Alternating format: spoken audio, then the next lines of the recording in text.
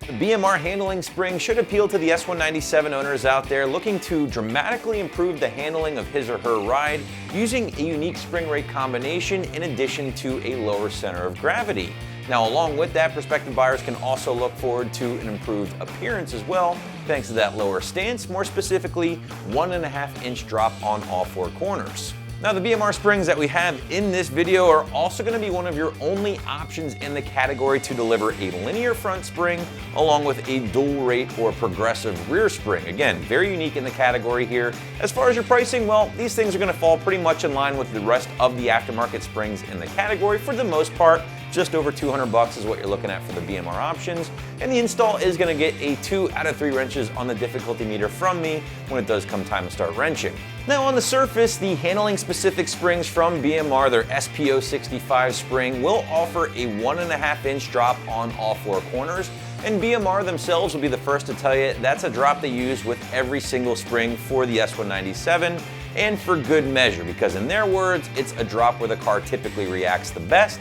And in my opinion, I think it's a drop that typically looks the best with the S197 cars.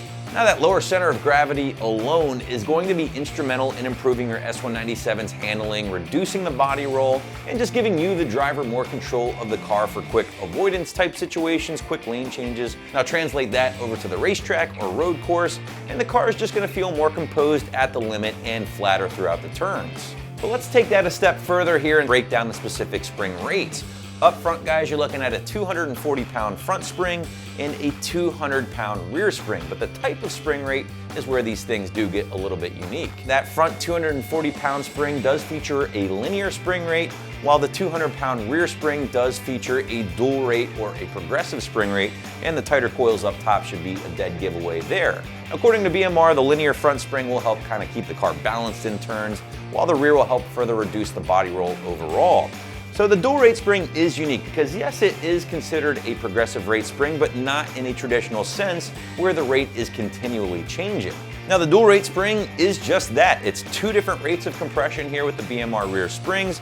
Look at this like 2 linear springs kind of sandwiched on top of one another.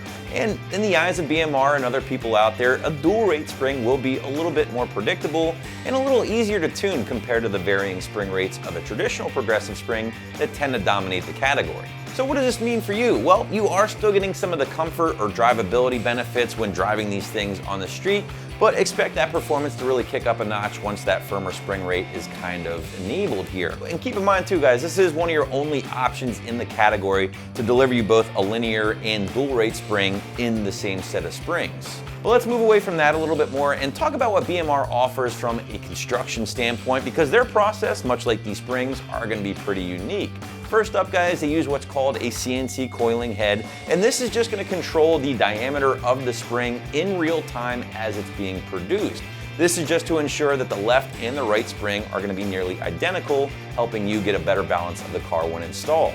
On top of that, guys, BMR compresses every single set of springs they sell solid twice. This is just to ensure you're not going to get any sag with these springs over the years. Now, they're so confident in their process and in their testing that they do offer a lifetime warranty against sag for every single spring they sell. But going even further, if you take a closer look at these rear springs in this kind of like hourglass shape that they have going on, this isn't by chance. In fact, BMR claims that the Ford engineers did this specifically with the rear springs to help counteract or reduce that dreaded wheel hop. So they've implemented it into the BMR rear springs as well, and BMR will tell you this is something other manufacturers don't oftentimes do. BMR does drop the car 1.5 inches on all four corners, which is a drop that you're going to see a lot in the category here in the world of aftermarket springs, and for good reason. BMR claims that this does tend to be a good drop for the car in regards to performance, in addition to just looking good, right? It's going to maintain that slightest bit of rake with the nose down, and you're going to be eliminating all that factory wheel gap, but at the same time, the car isn't going to be slammed to the ground and basically undrivable around town.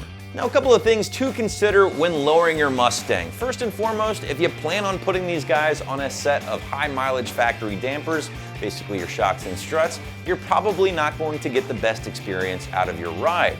More than likely, the ride quality will be very poor, and you're probably going to accelerate the wear and tear of those factory dampers causing them to fail prematurely. That's why I always like to recommend using an aftermarket spring like this in conjunction with an aftermarket shock and strut as well, because ultimately they're better suited to handle the firmer spring rates and the lower ride height of the BMR springs. Now yes, this will add to the final price of course, but the ride quality will be a lot better, in addition to your handling being much improved over those factory dampers. Another thing to consider when lowering your Mustang is an adjustable pan hard bar. Why? Well, because whenever you install a set of springs like this, your rear axle is no doubt going to shift to one side thanks to that lower ride height. So by adding an adjustable pan hard bar, you're going to be able to center that rear axle back underneath the car, and it's also going to help firm up the rear end as well thanks to the improved components. And last but not least, an alignment. Now, anytime you lower your Mustang using a part like this, I strongly recommend having your car's alignment checked out. And more often than not, if you don't go really low, your factory stuff should be able to get you back in the spec without issue. If not, you might want to consider a set of caster camber bolts, which will be your more affordable option. Or if you want to spend a couple of bucks more, you're looking into a set of caster camber plates. They're going to offer more adjustment for your car. Ultimately, it's your call, but guys, at the end of the day, the big message is here, just make sure you get your alignment checked after lowering your car. Switching gears, let's get into the installation a little bit further, and as I pointed out earlier gang, 2 out of 3 wrenches on the difficulty meter is what you can expect here. A couple of hours to a half a day in the garage from start to finish, depending on your level of expertise. As far as your tool list, well, you're looking at an assortment of sockets and open-ended wrenches. You're definitely going to need a spring compressor for this one, guys, so don't forget that. And finally, you're going to need a way to get the car in the air. So whether it be jack and jack stands or a lift, just make sure you have something on hand to help you in that regard. Now the fronts are definitely going to be the more time-consuming or difficult part of the job and will require the removal of the strut assembly from the car entirely. To do so, you are going to need to remove the end links in addition to a couple of bolts at the bottom of the strut, in addition to 3 bolts at the top of the strut tower in the engine bay, and this will allow you to remove that strut assembly.